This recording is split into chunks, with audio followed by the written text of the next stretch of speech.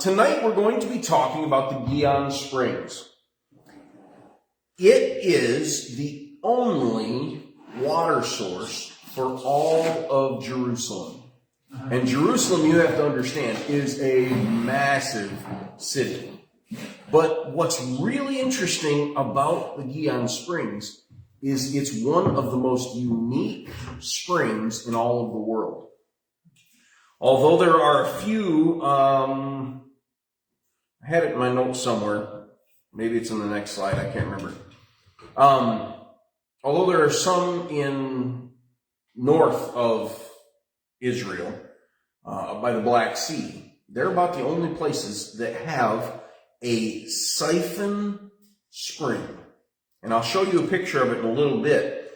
But what it does essentially is the water, the rainwater, falls down through the ground on top of the hill, and it erodes the rock. And as it erodes the rock and it flows through the fissures and ridges and sinkholes, all of these different characteristics, it's called honeycomb natural charistic, I believe is what it's called, the stone type. But anyways, as it goes through there, it filters the water.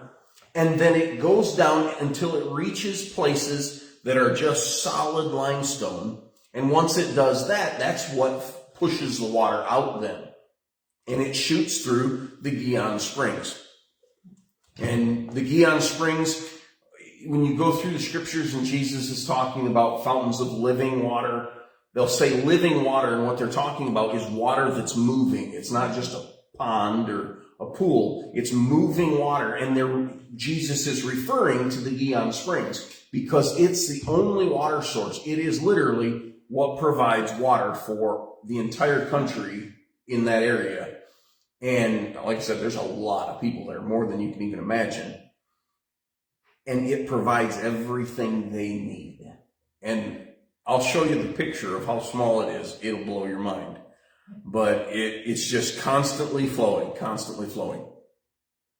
We have moved up in our time period. We are just at the very end of David's Davidic layer, where he's king, and we're moving into the kings and then into Babylonian captivity area. And it's just behind 1000 BC. And you can see where I've got it circled on that little map there. It's quite a bit of time. But it's actually, in reference to the world, it's not really that long. You think David was, you had Saul, and he reigned for 40 years. Then you had David, who reigned for 40 years. And then Solomon. But after that, the kingdom of Israel, Israel as a whole, then Judah and Israel begin to fall apart immediately afterwards. And so it doesn't honestly last that long. So here's where we're going to be talking about. This is what feeds all of Jerusalem, this small water source. And to start with, we have to talk about this little shaft. Hey, y'all made it. No, you're okay. We have to talk about this little shaft. It's called Warren's Shaft. Jerusalem is what we would call a desert. And if it was not for the Gihon Springs, there would literally be nothing there. It would be dead. Let me go forward one more. This is, in a very simple form, a siphon spring. What the water does, like I talked about, the water comes down and it fills in these big holes. It filters the water. Then what it does, have you ever tried, please forgive us, those that are online. Have any of you ever tried to siphon gas? Yes. As I have as well, all right? Not to steal it from anybody else. In fairness, I didn't try to get it from anybody else. I did try to get it from my own vehicles. But what do you do when you siphon gas? You have a big tank of water, right? And then you put your hose down lower and you suck on it until you get water to shoot over this ridge, and then it creates a pull in form, and that's what shoots the water out. That's what the Gihon Springs does. And like I said, there's very few in the world. And I'm going to see if it's on this slide that talks about it. Croatia, that's where it's at. Croatia is the only other place in the world that actually has springs like this. And so it is extremely unique. Being the only water source, it had to be an immense amount of water to be able to feed the people and provide for their needs. But just more than feeding the people, what else did they need the water for? They needed it for the temple.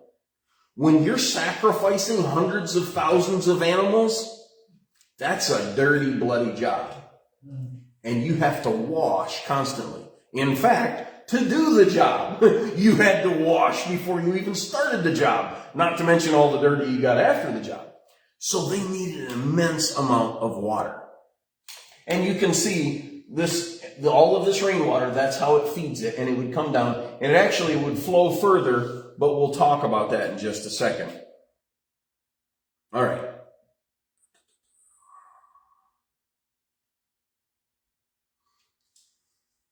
I don't think I've got time for that. It's more details on the siphon, but anyways. This Gihon Springs, it's ancient. They say that it started because of an earthquake, and it's changed a couple times because of earthquakes. But this is during the Canaanite period, okay? When the Jebusites, remember David took the city of Jebus from the Jebusites. The Gihon Springs, it would flow down, and this is where it would come out. And the people would go and get water. So the Canaanites built walls around where the water came out because it's the only source of water. You have to have it. And this is an artist's rendition of what it would look like on the bottom of the hill.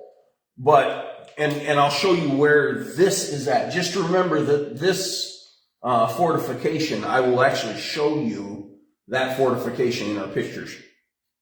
But it's much further down than where we were talking about last time. It showed David's palace and the Milo where it had that step structure that we were talking about. It's down from that just a little bit. Now, does anybody remember last week with a plug that I gave you right before we left? You remember? Yeah. You remember what I named last week? From David to Indiana Jones. And I wanted to bring you to a connection.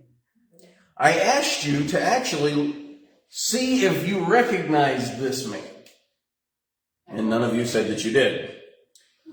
This man is a younger version of the one you saw. His name is Sir Charles Warren.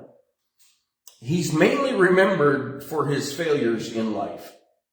Namely, he was the head police commissioner in London from 1886 to 1888, and he's the one that everybody blamed for the police failing to catch Jack the Ripper.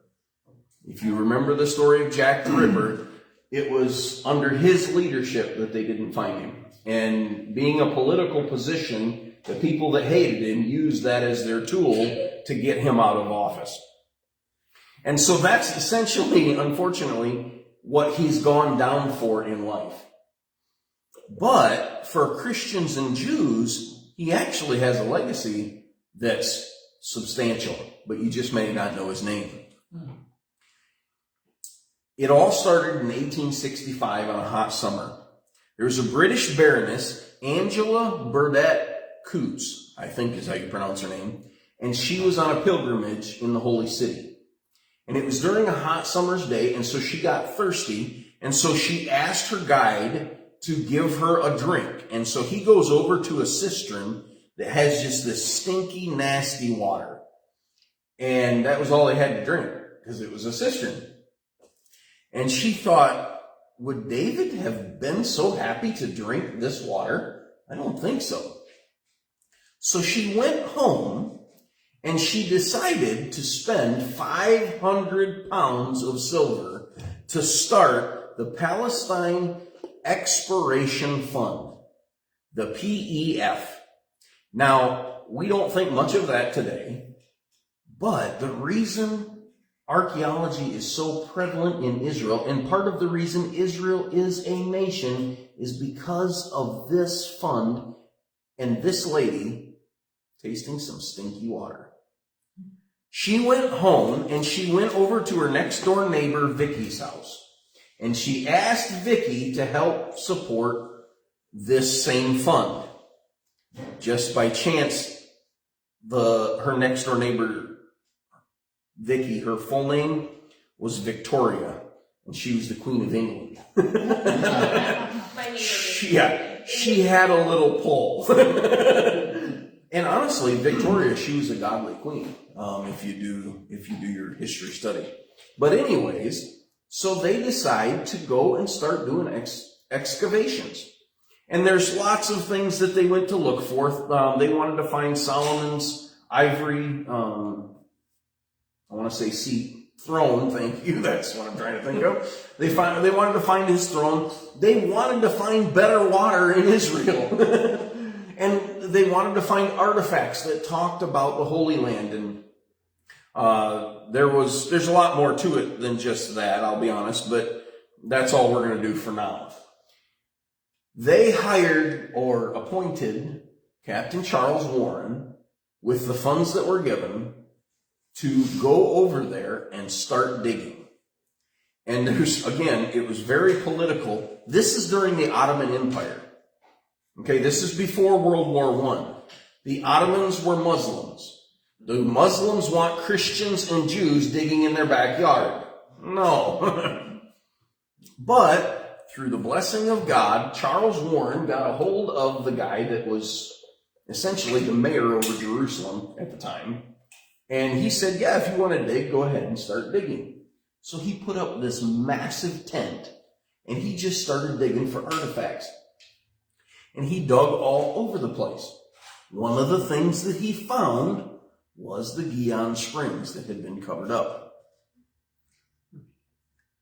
Queen Victoria commissioned him to find any relics, the temple, and so he dug a lot under the Temple Mount. One of the restrictions that he had was digging under the Temple Mount, under the Alaska Moss, under the Dome of the Rock. He wasn't supposed to dig there. What ended up happening was the Ottomans caught him, and he had to run for his life, literally leaving his tools behind. And in 1997, when they were doing another dig, they actually found some of the tools that he dropped and ran with. I mean, they found them laying there. But he did find the Gihon Springs, and we'll talk about that. That's the main focus. But here's what's so cool. Here's where you will recognize this man. I've just told you mainly his life story. He did end up going to Australia, and he became a general, a major general. Did lots of things in his life. But in the 1990s, a movie director named Steven Spielberg heard about this man's life. And he decided to make a movie about his life. One that we know as Indiana Jones. Charles Warren was the muse for Indiana Jones. He was the real Indiana Jones. And when you watch the movies and he's running for his life and he's always fighting people, yep, that was Charles Warren trying to stay alive because the Ottomans wanted to kill him for digging underneath the mosque. Anyways, so when you see Harrison Ford, think of Charles Warren from now on. All right? All right. Yeah, it's pretty cool. So at least it makes the connection. Now, as the movie suggests, some do think that he found the Ark of the Covenant. But if he did, he never mentioned it. He never said that he did. Now, there were some artifacts that they said that they'd found King David's crown, I think, and several other things. Don't know if it's true. And they've never been listed in any archaeology sense, so we don't know. We doubt it. Right. But if he did nothing else, he did find this big spring. And that was also kind of a miracle. So the Gihon Springs would come down here, down towards the end. As he is digging through these tunnels, remember, it's a siphon, so it would kind of spurt water. They've since done a little work on it, so it just pushes water all the time. but it would kind of spurt water, and sometimes it would gain a little suction and then lose suction. And there was another earthquake that actually kind of evened that out as well. But he's climbing around, crawling around in these fissures, and he gets stuck, and the water starts to rise, and he's looking around desperately for some place to be able to survive. Yeah. And he doesn't find anything to the rear of him, to the front of him, and he all of a sudden he looks up and he sees this shaft. Now it's named after him. It's Warren's shaft, and he climbed that shaft to be able to get out of these fissures in the tunnels, and otherwise he'd drown. Wow. They call it Warren's shaft ever since. It's 42 feet tall, and it's pure rock. I mean, all the way around. You know, you think about a well, and sometimes, you know, you'd see the rocks on the well on the side, and you think, well, maybe somebody could climb up that, you know, in a movie. This is sheer rock. But what do they say? Necessity is the author of invention. And he was pretty motivated to find a way to get up. And so he did. Now, what he found was a shaft that the Canaanites, this is pre-David, this is before all of this. This is what the Canaanites used. They dug it by hand through pure rock. They chiseled it out to go straight down to get to the Gihon Springs to draw water for their city. Now remember, I showed you the pictures of the massive tower that was protecting it. All right, I'm going to show you those in a minute. But this is all underground. When we first started this, and in the original picture, we talked about a tell being a multi-layered cake. And you have one layer of civilization, another layer of civilization, and you go up. Yeah. Well, the entire city of Jerusalem is a tell. They just kept building on top of each other. And when we went through this Hezekiah's tunnel that's down here, we were like 50 feet underground. I mean, it was a long way. It actually may have been a lot deeper than that. But you could see these massive, the Jebusite city walls and the fortifications. You could see them down there. And we got to go and walk right past this shaft. And I'll show you a picture of that as well. This is a little clearer picture of what it would look like. And here's the vertical shaft where the people would have lowered their buckets down into the water to draw and then go back up to the city. And then the Gihon Springs would have actually washed out further down. Okay? But here is Warren's shaft. And this is us walking on the path. And then right here, it's right in here, is the actual hole. And 42 feet straight down. I mean, I was holding, you can barely see the light down there at the bottom because somebody was flashing a light coming up. But I was scared that I would drop my phone, so I only got that far over the banister. I was like, but that is what he crawled up. And I mean, you can kind of see it a little bit. It's all hand chiseled, but there is no stairs. That's squeezing up for dear life, just trying to stay alive. Yeah. He tunneled all the way through this. In fact, one of the areas that he found was Warren's Gate. And we may talk about that when we talk about the Temple Mount. I'm not sure. But it was essentially an aqueduct that they ran to the Temple Mount.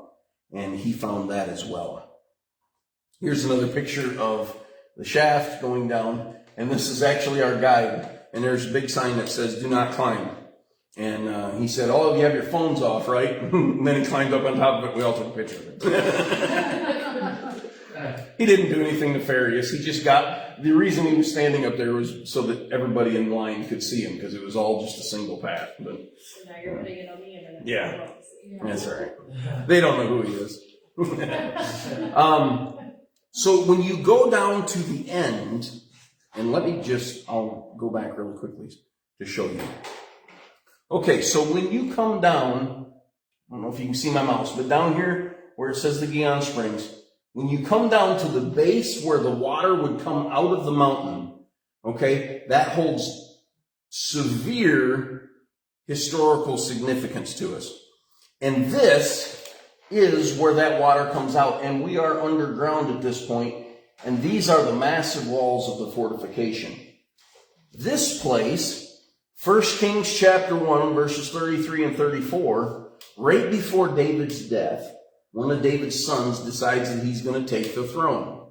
He throws a big party, has all of his friends come. Hey, we're going to anoint this guy as king. Except David had promised the throne to Solomon. Well, when Bathsheba hears about it, she says, no, David, you gave me a promise. You're going to keep it. And so he hurried up and he got the priest, and they took Solomon down that path that we showed you, down to the base of this water, and that's where Solomon was anointed as king of Israel. Okay? Here is some of these massive stones for the fortification. And I'm not kidding, those stones are huge. I mean, almost, some of those are practically the size of like Mini Coopers. I mean, they're big, big stones. Here's just some more pictures of the water. And these are some of the jars that they would have used to fill up their water. And they had found these. They found this one in the city of David, and anyways, in archaeology. But here's what's wild.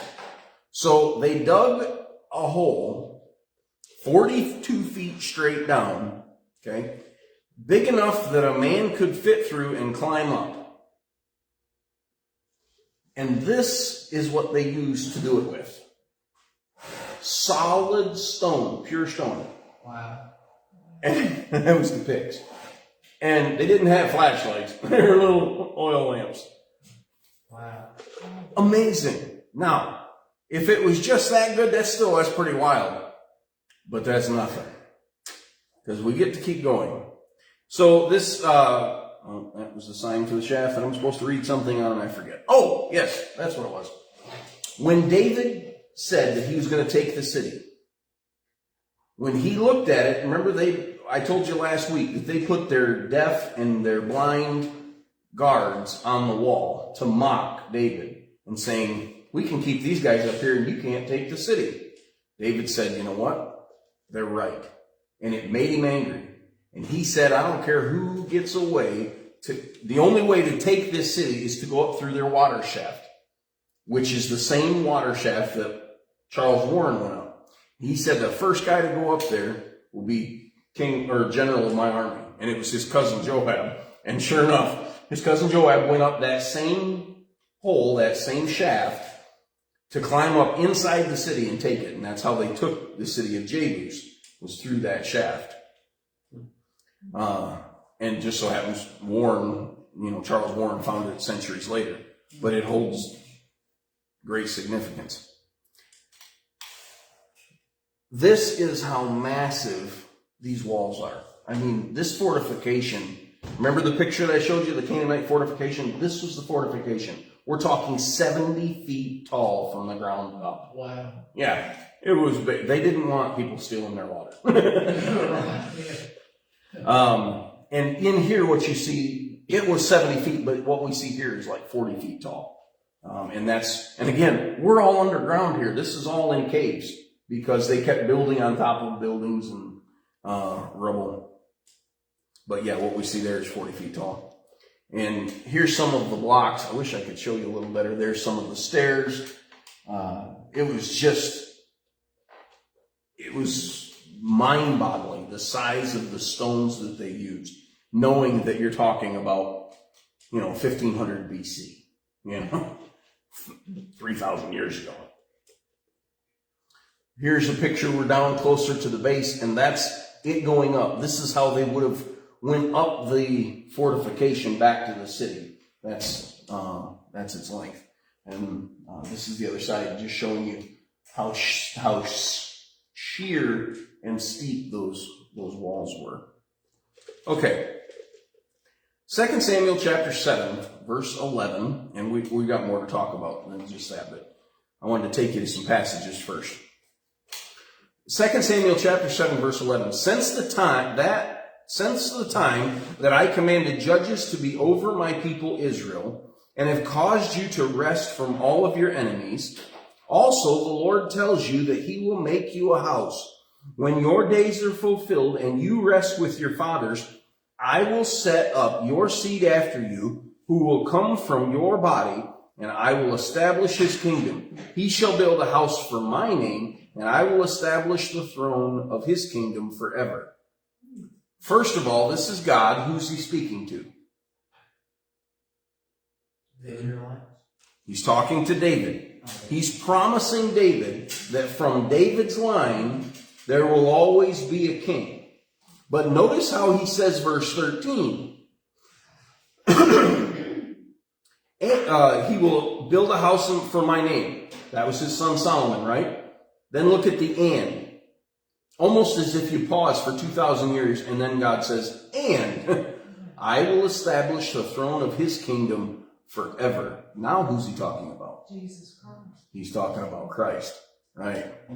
Now, by the way, do you see any provisos or conditions that David would have to fulfill for this to take place in here? There are none. God makes a promise saying, David, I'm going to build you this. This is by my hand, and it's going to be forever. Let's go on for a little bit. Verse 14. I will be his father, and he shall be my son. If he commits iniquity, I will chasten him with the rod of men and with blows of the sons of men. And boy, did Solomon get some. But my mercy shall not depart from him, as I took it from Saul, whom I removed from before you. And your house and your kingdom shall be established forever before you. Your throne shall be established forever. How many times does God say that in this promise? According to all these words and according to all of this vision, so Nathan spoke to David. In this passage, do you in these few verses here, 3 verses, 4 verses, do you see any provisos? Nope. God says, this is what I'm going to do. Watch me do it, David. And that's exactly what happened. Does God keep his promises? Yes. We talked about it last week. Athaliah wanted to wipe out all of her children and all of the heirs, and God provided a way of escape for Joash. One little baby to preserve that line. God does keep his promises. You know what that also means? If God makes a promise to us, that means he's going to keep it.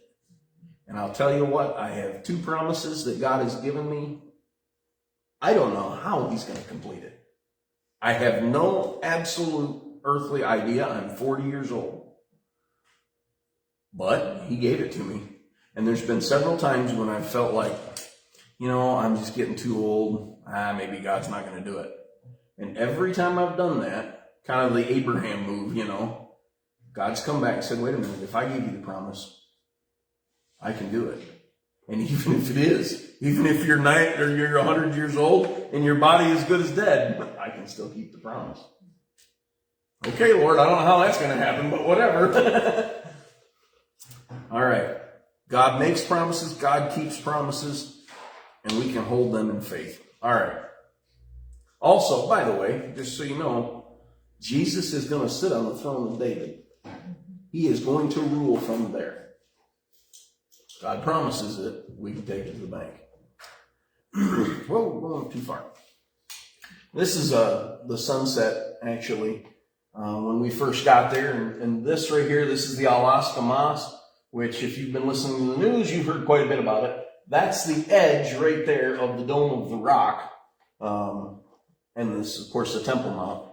And right here, from about here down to this edge, is the city of David. Here's the Ophel, and this is the city of David. Right in here is where David's palace was. We talked about the Milo, and right up against that fortification, and we talked about Ahiel's house and his toilet seat and all of that. This is all right in here, and the Gihon Springs is all right here. The Hezekiah's or Melchizedek's temple that we talked about, that's also right here. What's amazing is, just to give you an idea, if this is David's palace, the Gihon Springs is here, and then Melchizedek's temple is there. I mean, they're all, you could literally throw a baseball at any one of those points, and any one of us in here could hit that next spot. They're that close. I mean, they're right there next to each other. But anyways, this is all just the area that we're talking about, so you can see it. Now, we talked, like I said, last week about Jehoash and Athaliah, and I wish you could read the names, you can't. But now we're going to move down here to Ahaz and Hezekiah. Okay? To Ahaz and Hezekiah. Two completely different people, for sure. Hezekiah sees that the Assyrians are taking over the Israel nation. Okay? He sees that they are going to win. They've encircled Lachish and Jerusalem. He knows that Sennacherib is coming for Jerusalem. So he begins to prepare.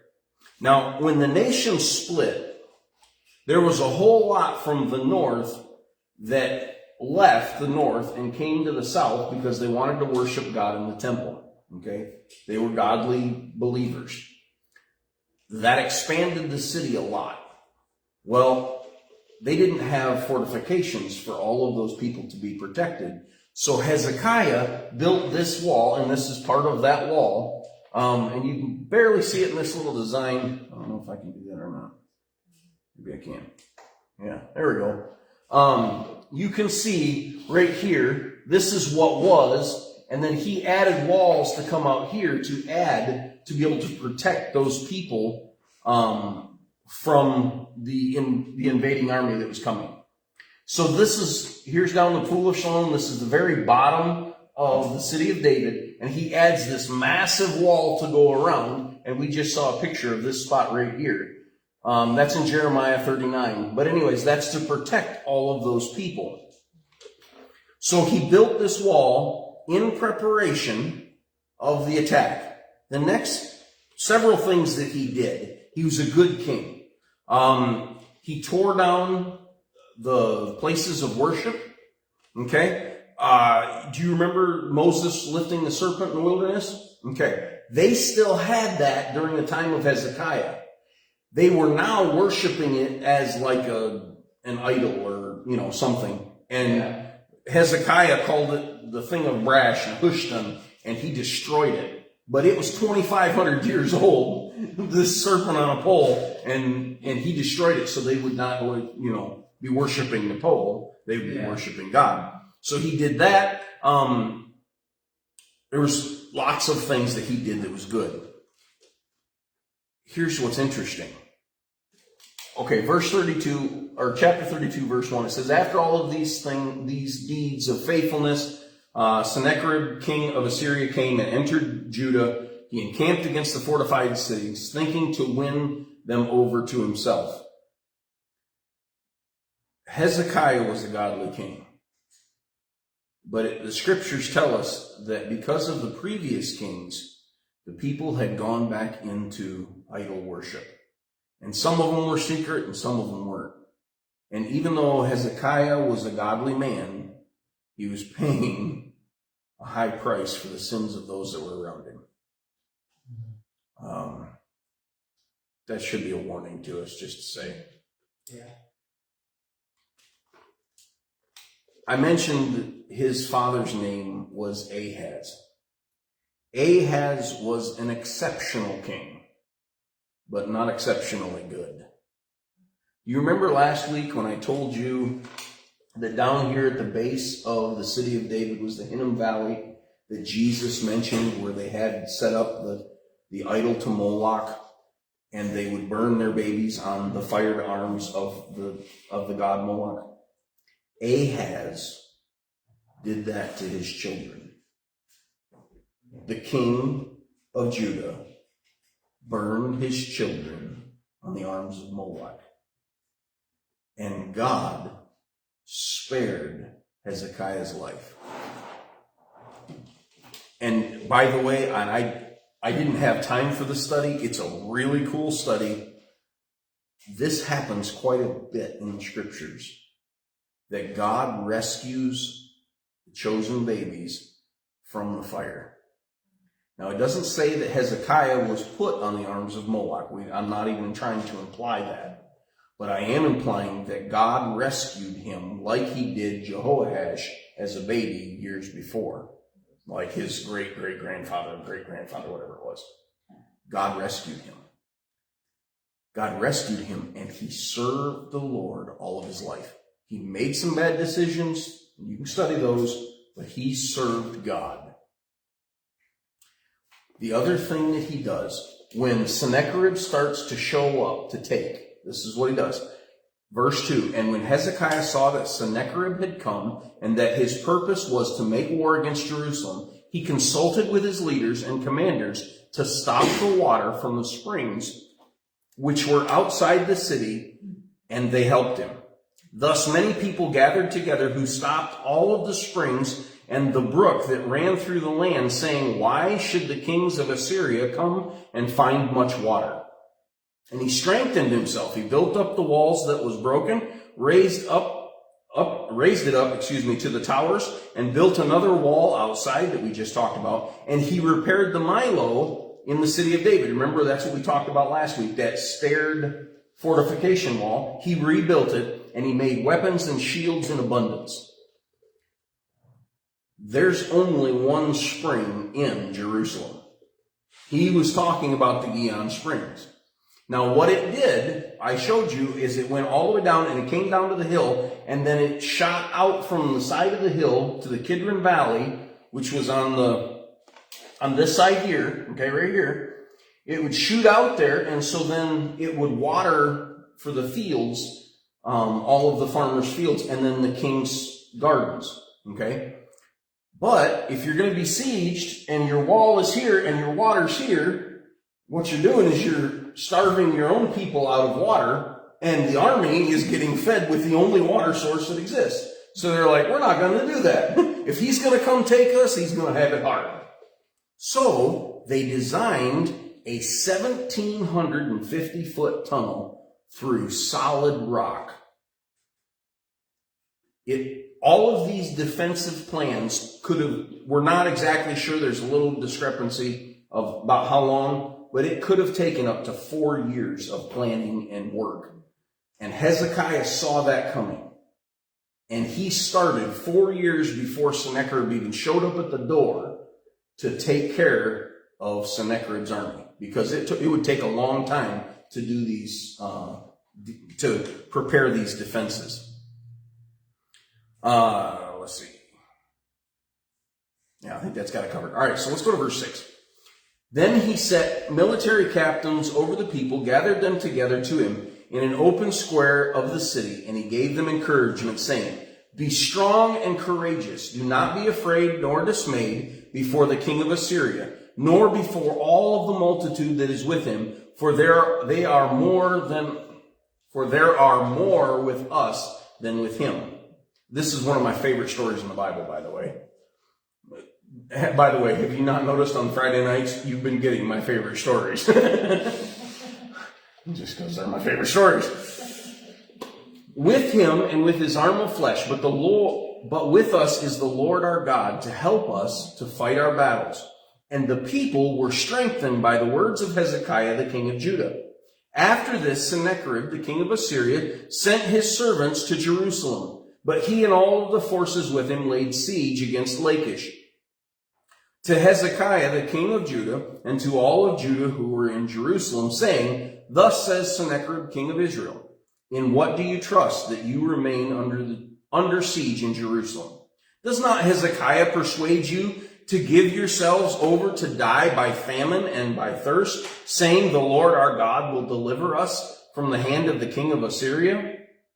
Has not the same Hezekiah taken away his high places and his altars, and commanded Judah and Jerusalem, saying, you shall worship before one altar and burn incense on it? The guy was a little mistaken. He didn't realize that's what you were supposed to be doing. And Hezekiah was doing it the right way. Do you not know what I and my fathers have done to all of the peoples of other lands? Were the gods of the other nations of those lands in any way able to deliver their lands out of my hand? Who was there among all of the gods of those nations that my fathers utterly destroyed that could deliver his people from my hand, that your God should be able to deliver you from my hand? Now remember, they are, at this moment, him saying this, surrounding Lachish, a northern city, that were Jews. And they are taking that city. I think Lachish was Jews. Regardless, he's already taken Israel.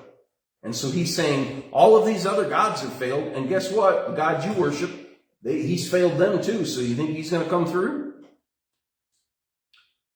Verse 15, now therefore, do not let Hezekiah deceive you or persuade you like this, and do not believe him. For no God of any nation or kingdom was able to deliver his people from my hand or the hands of my fathers. How much less will your God deliver you from my hand? Furthermore, his servant spoke against the Lord God and against his servant Hezekiah. Doubled up, sorry. Verse 17. He also wrote letters to revile the Lord God of Israel, and to speak against him, saying, as the gods of the nations of other lands have not delivered their people from my hand, so the God of Hezekiah will not deliver his people from my hand. Then they called out with a loud voice in Hebrew to all of the people of Jerusalem who were on the wall, to frighten them and trouble them, that they might take the city.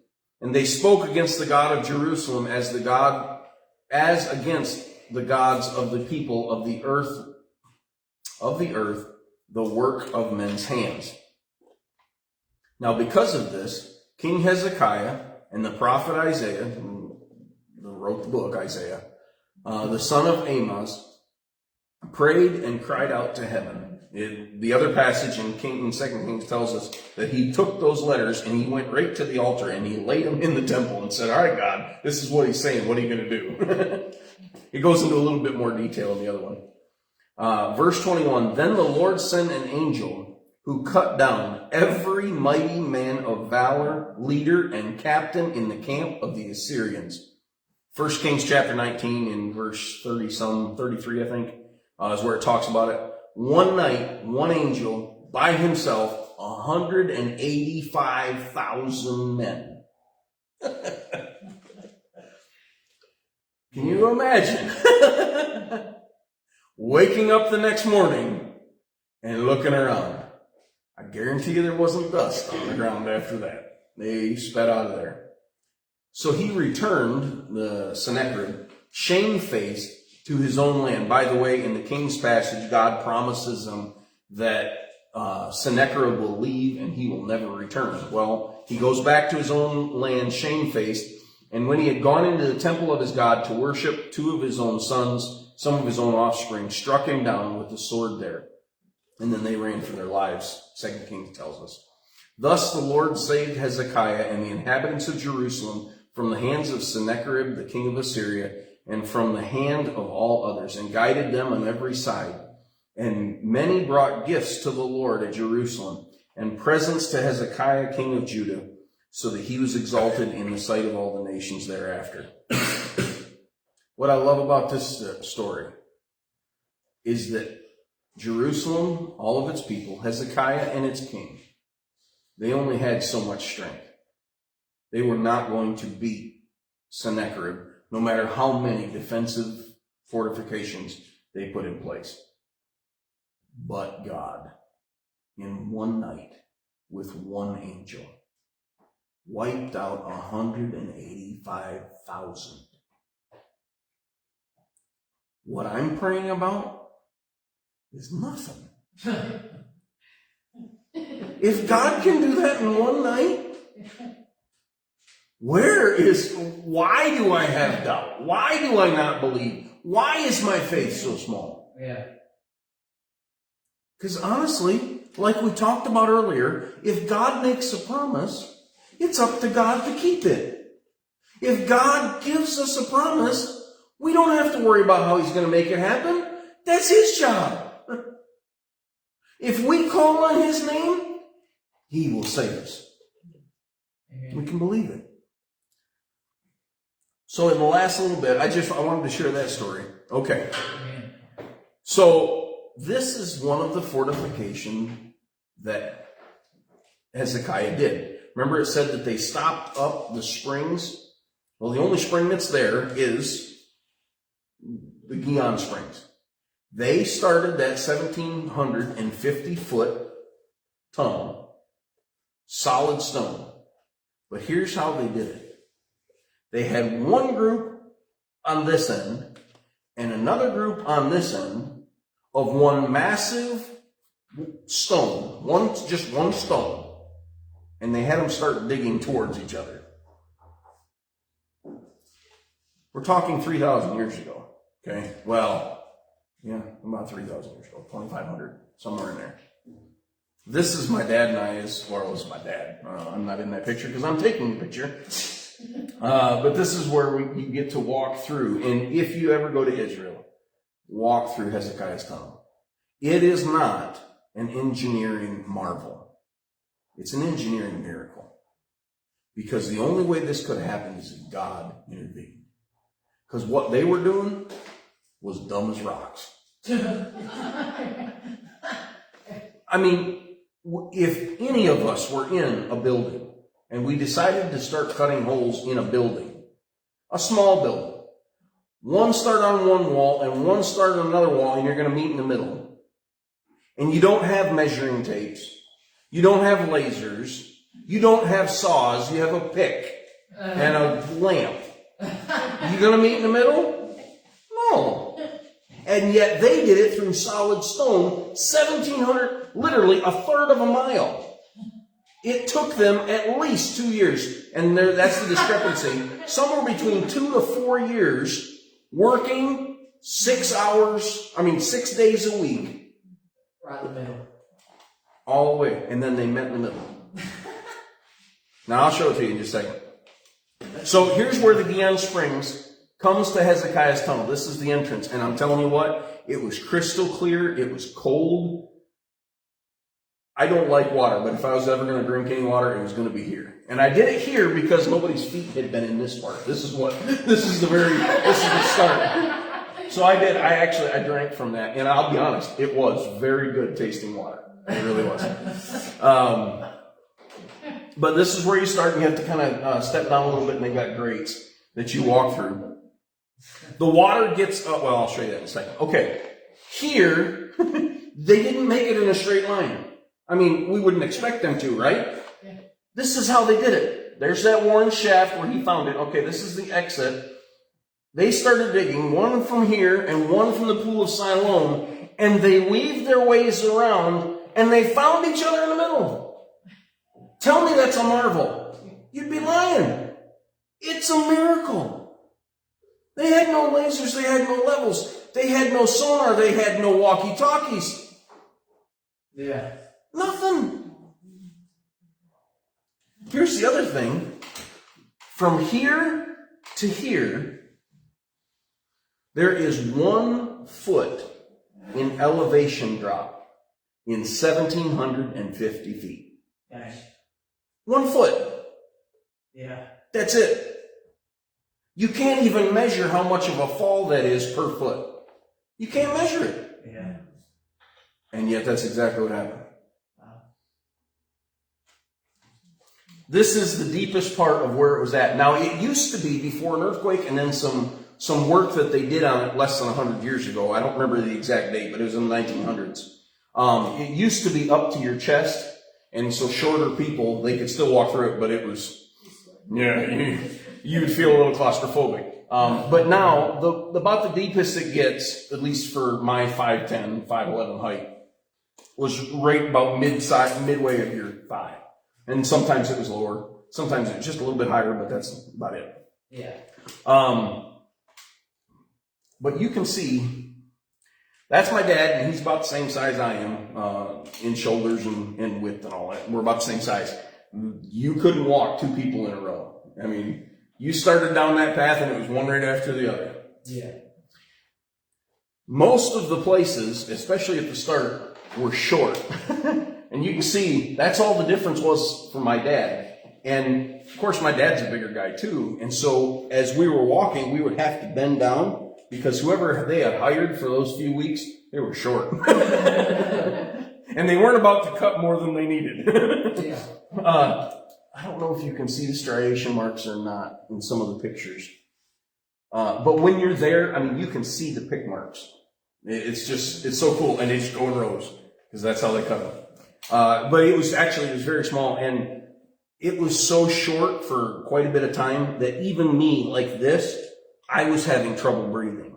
And I'm not that big of a guy, but it was, you could feel your lungs kind of. If you were claustrophobic, it was not something you'd want to do. It did get taller, but it was tight. Here's some etchings. There's the Davidic cross, which we have talked about, but, so there were several of those and etchings on the walls, that you can see here and there. I took pictures of them because I wanted to see if any of them were in Paleo Hebrew, because I wanted to just, Dave was here, I never did go back to the pictures and try and decipher any of those. When they cut it, they made a plaque where they met, and they actually just etched it on the wall and told the story, not of the whole dig, but how they met. And the translation was roughly, they could hear and see through a fissure in the rock where the people were chiseling, and that's how they met. And this is the stone. But here's what's sad. The Ottoman Empire, like I said, they were Muslim. They're not exactly keen on Christians and Jews finding artifacts. And so what they did, somebody went and chiseled it off and pulled it down. Well, it turns out the Ottomans found it. They found out who had stolen it, who cut it off, and they took it, and it's in the Turkish museum now. Istanbul Museum, I think. But anyways, one of those museums from the Ottoman Empire. But this, that's their writing, and they chiseled it out, telling that story. And this is one that they put in place, as it's a replica, but they glued it on there so you could see where it stood. This is Eli Shikron, and he was our guide going through all of this, and he took us to some really cool places that I'll tell you about later, but he's showing some of the finds that they found. This is a bell, a gold bell, like what they would have had on the priest's garments. Don't know if that one was, but that's what it would have looked like, and they found it in the dig. Just some amazing things. There's a Roman sword, all kinds of stuff. But anyways, he was a really, really nice guy. And if you look up archaeologists in Israel, his name will be there. We're talking top 5, probably top 3 in all of Israel. And it was kind of neat. In this, we're sitting here along the side of what's called the Pool of Siloam. It was the bottom end of the Gihon Springs after they moved it out of Hezekiah's tunnel.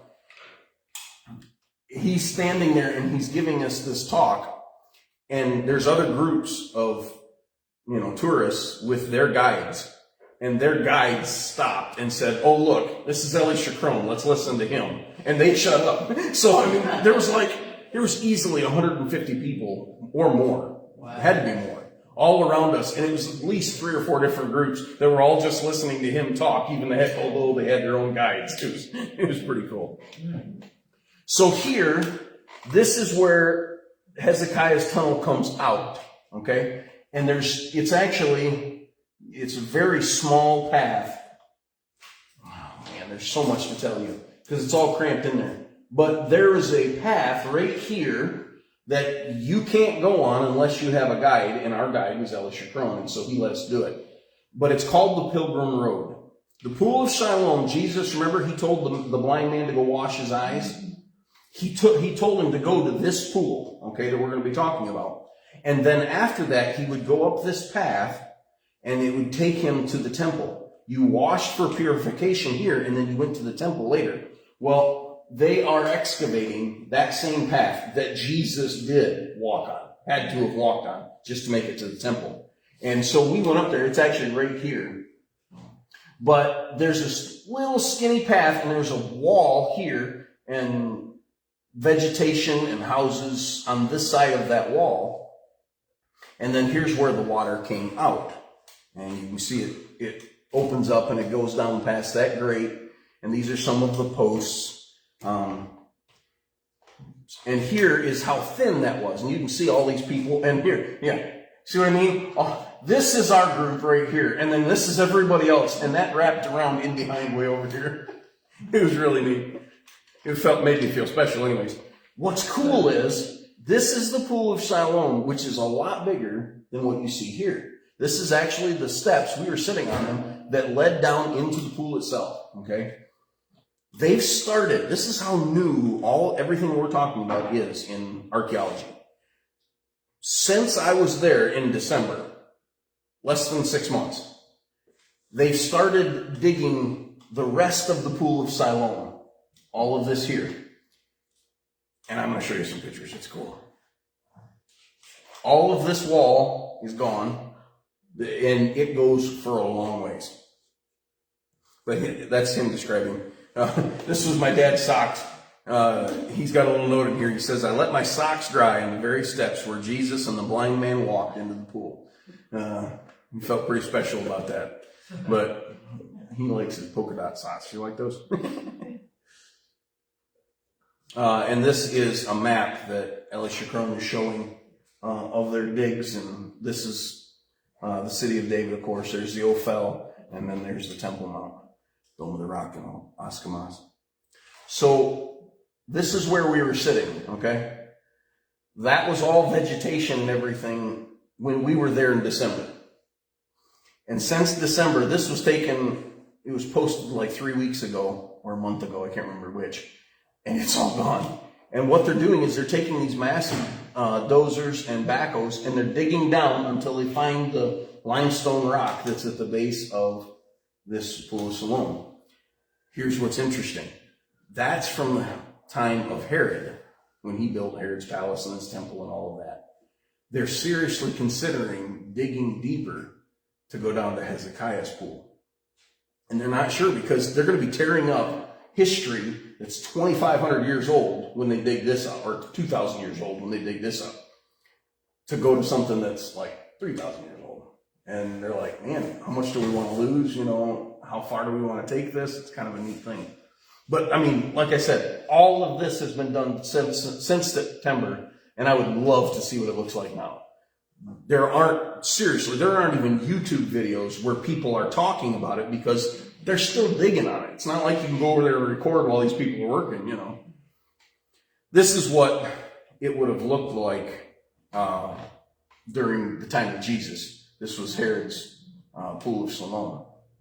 And again, the Gihon Springs would have come down from up here, down into here to fill this pool.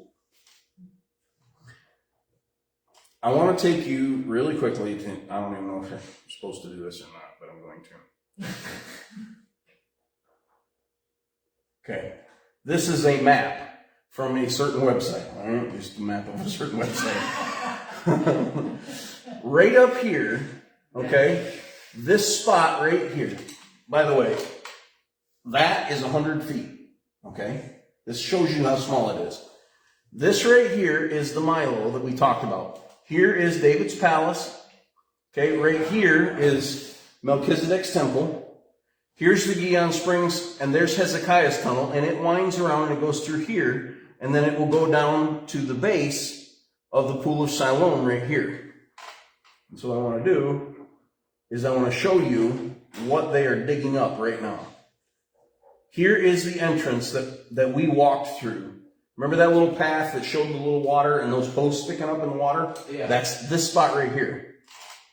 Okay?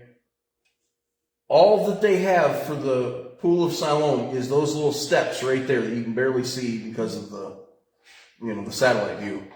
But they have cut out all of that right there for the pool, which is going to be an amazing find. What they're going to find down there, oh man, can't tell how much coins and all they must have dropped, and, you know, just unique things. Yeah. But that's where, if you were going to go to the temple, you'd have went into this pool to be ceremonially clean so you could go up and worship.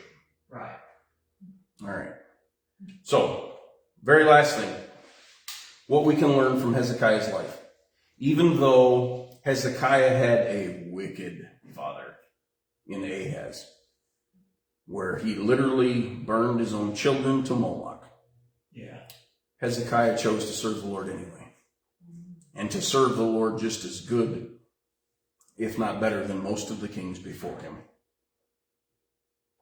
And if you have an Adam Clark commentary, you can look up his commentary on 2 Chronicles 28:3, and it's really neat, and I need to do the study. I haven't done it yet. Didn't have time. Point number 2, no matter what our background might be, and the parents that we have, God can still use us greatly if we yield ourselves entirely to him. Amen. Hezekiah was extremely dedicated. He did what the Lord wanted him to do, even when it was costly.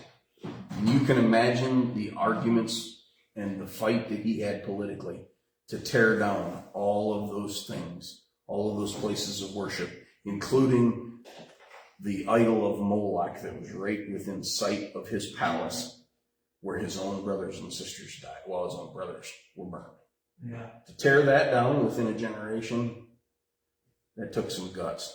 He was dedicated to the Lord. He trusts God during times of great trial. When Sennacherib was coming, he didn't raise his army. He prepared like he should have.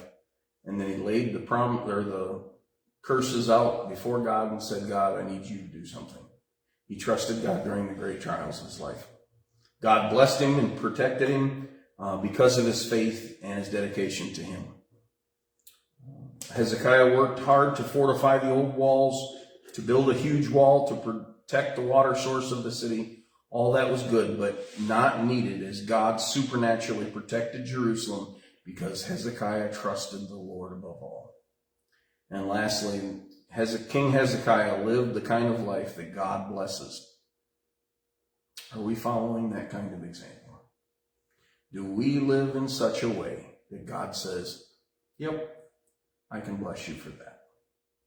Or are we living in such a way and he's like, man, I would love to do this for you, but there's way too many things that are getting in the way. We'll talk about more of that on Sunday, but let's pray. Hi, everyone. Thank you so much for watching. It really does mean the world to me that you're getting a blessing out of it. If this video was a blessing, make sure to hit that thumbs up button for me. That way other people can find it as well.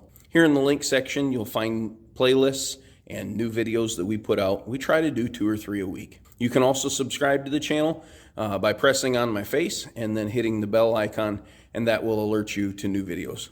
May God richly bless you.